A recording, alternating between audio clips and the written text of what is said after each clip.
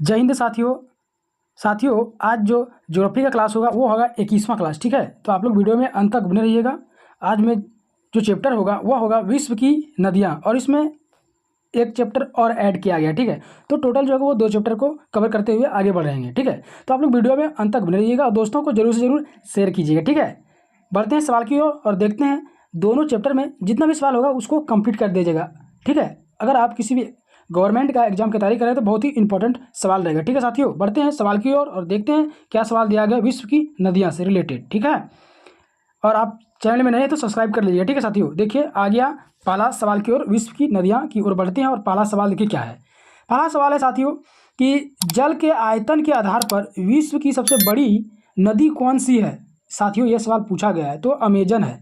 जल के आयतन के आधार पर विश्व की सबसे बड़ी नदी जो है वो कौन है, वो अमेजन है। ठीक है साथियों, और आपको बता दें कि अगर आप चैनल में नहीं तो सब्सक्राइब कर लीजिएगा, और साथ ही साथ अगर आप टेलीग्राम में नहीं जुड़े तो टेलीग्राम में जुड़ जाइए, क्योंकि पीडीएफ आपको टेलीग्राम में ही मिलेगा क्लास खत्म होते ही। ठीक है, बढ़ते हैं नेक्स्ट सवाल की ओर।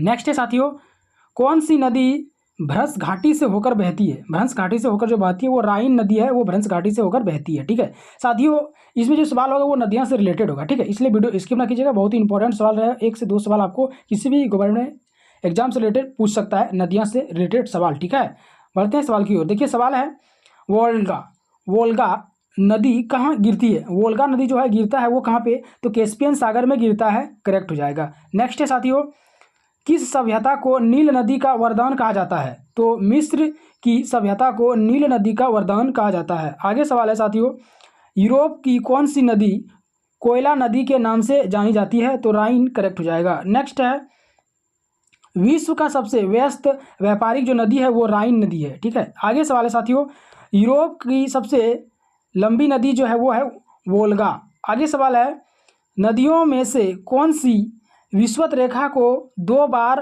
पार करती है। कौन सी नदियां हैं जो विषुवत रेखा को 2 बार पार करते हुए बहती है, तो जायरे नदी है, करेक्ट हो जाएगा। आगे है साथियों, पराना तथा पार्ग्वे नदी के संगम के पश्चात इसका सम्मिलित नाम हो जाता है, तो क्या है, लाप्टा लाटा नदी, करेक्ट हो जाएगा। आगे सवाल है साथियों,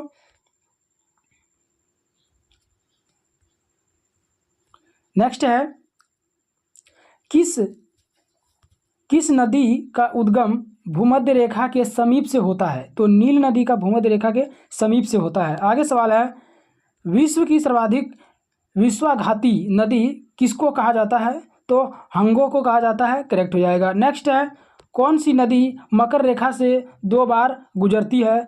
तो लिपोगो, कौन गुजरती है ऐसे, लिपोबो। ठीक है, आगे सवाल है साथियों, किस नदी को यूरोप व्यापार की जीवन रेखा कहा जाता है। तो राइन को यूरोप व्यापार की जीवन रेखा भी कहा जाता है। आगे सवाल है साथियों, महाबली गंगा किस देश की सबसे बड़ी नदी है। तो श्रीलंका का, करेक्ट हो जाएगा। नेक्स्ट है, बांग्लादेश में किस नदी को ब्रह्मा के नाम से पुकारा जाता है। तो गंगा। आगे सवाल है साथियों, किस नदी को तेल नदी के नाम से भी जाना जाता है। तो नाइजर नदी को तेल नाम से भी जाना जाता है। नेक्स्ट है, रूस की सर्वाधिक महत्वपूर्ण जो नदी है वो है वोल्गा। नेक्स्ट है, लाल नदी किस देश में बहती है।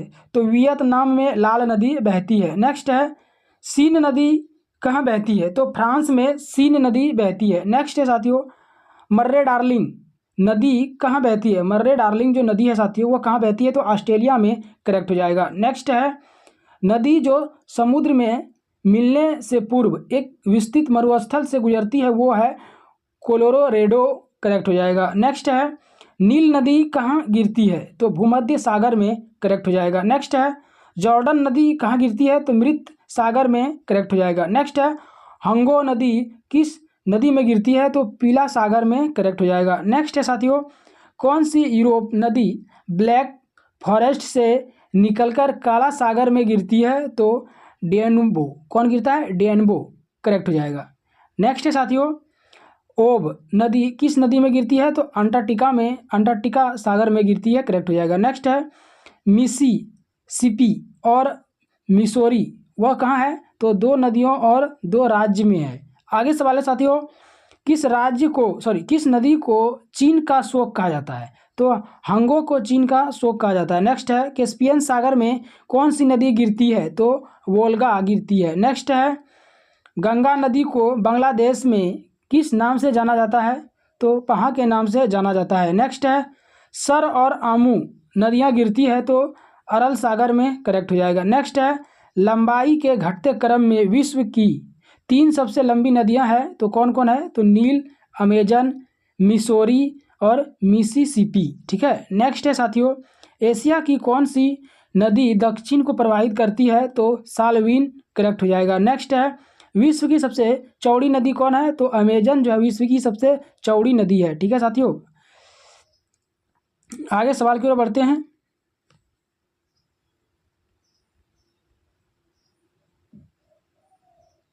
आगे है, विश्व की सबसे लंबी नदी जो है वो है नील। ठीक है। नेक्स्ट है साथियों, किस देश में यूफ्रेट्स व टिग्रिस नदियां बहती है? तो इराक में बहती है। नेक्स्ट है, दक्षिण अमेरिका की सबसे बड़ी नदी जो है वो अमेजन है। नेक्स्ट है साथियों, कि उस देश की इंगित करें, उस देश को इंगित करना। ठीक है। और जहाँ से ब्रह्मपुत्र नदी नहीं गुजरती है, ब्रह्मपुत्र की जो नदी है वो कहाँ से नहीं गिरती है? तो म्यांमार से ब्रह्मपुत्र की नदी नहीं गिरती है। ठीक है। तो साथियों ये पहला चैप्टर था, विश्व की नदियाँ कंप्लीट हो गया। अब बढ़ेंगे नेक्स्ट चैप्टर की। नेक्स्ट जो है वो है मेरा विश्व की प्रमुख जल संधियाँ। ठीक है, उसको देखेंगे। इसमें जितना भी सवाल होगा वो कंप्लीट कर दिया जाएगा। बट देखिए पहला जो सवाल है साथियों, कौन सी जल संधि अंतर्राष्ट्रीय तिथि रेखा के समानांतर स्थित है? तो बेरिंग जल संधि, करेक्ट हो जाएगा। नेक्स्ट है, विश्व की सबसे चौड़ी जल संधि कौन सी है? तो डेविस जल संधि, करेक्ट है। नेक्स्ट है, एशिया तथा उत्तरी अमेरिका किसके द्वारा पृथक होते हैं? तो बेरिंग जलडम मरुमध्य। ठीक है, मरुमध्य। आगे सवाल है, हामुर्ज जल संधि किन 2 देशों का अलग करती है? तो ईरान एवं यूएसए। ठीक है। नेक्स्ट है, कौन सा जल मरुड ऑस्ट्रेलिया और तस्मानिया को पृथक करता है? तो बांस जलम डू मध्य। ठीक है। आगे सवाल है साथियों, पाक जल संधि किन 2 देशों का अलग करती है? पाक जल संधि जो है वो किन 2 देशों को अलग करती है? तो भारत और श्रीलंका को यह सवाल पूछा गया है। ठीक है साथियों। आगे है, बेरिंग जल डमरू मध्य अलग करता है तो अंटार्कटिका महासागर, प्रशांत महासागर को। आगे सवाल है, मलस्का जल संधि किन 2 सागरों को संयुक्त करती है? तो अंडमान सागर और दक्षिणी चीन सागर। नेक्स्ट है, भूमध्य सागर एवं अंटार्कटिका महासागर को जोड़ने वाली जल संधि है तो जिब्राल्टर संधि, करेक्ट हो जाएगा। नेक्स्ट है, जफना प्रायद्वीप तथा श्रीलंका की मुख्य भूमि को जोड़ने वाला जो पास है वो है एलिफेटा पास, करेक्ट हो जाएगा। नेक्स्ट है, जलडमरू मध्य कहलाता है तो 2 सागरों को मिलने वाली सकड़ी जलधारा को जलडमरू मध्य कहलाता है। ठीक है। आगे सवाल है, मेडगास्कर एवं अफ्रीकी मुख्य भूमि के बीच स्थित जो है वो मोजाम्बिक चैनल है। ठीक है। नेक्स्ट है, कौन सी जल संयोजी यूरोप को अफ्रीका से पृथक करती है? तो जिब्राल्टर अफ्रीका से पृथक करती है। नेक्स्ट है साथियों, डोवर जल संधि जो जोड़ती है वो किसको?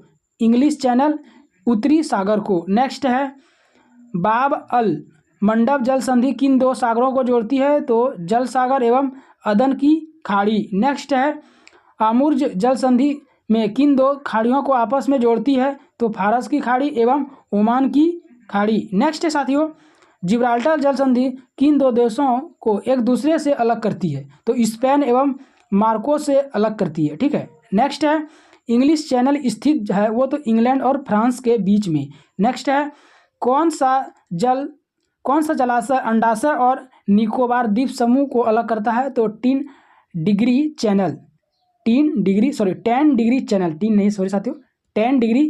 ठीक है। नेक्स्ट है, सवाल है, पाक स्ट्रेट किनके बीच स्थित है? तो बंगाल की खाड़ी और मन्नार की खाड़ी। नेक्स्ट साथियों सवाल है, जल मंडूरू मध्यों में से किस एक में से निकाली गई सुरंग यूनाइटेड किंगडम और फ्रांस को जोड़ती है? तो डोवर जल मंडरू मध्य, करेक्ट हो जाएगा। नेक्स्ट है साथियों, कौन सा एक जल मंडरू मध्य अंतर्राष्ट्रीय तिथियों रेखा के सर्वाधिक निकट है? तो बेरिंग जल मंडरू मध्य। ठीक है। आगे सवाल है साथियों, हिंद महासागर और लाल सागर को कौन सी जल संधि जोड़ती है? तो बाब अल मनदेव। कौन जोड़ती है? बाब अल मनदेव। ठीक है, आगे सवाल है।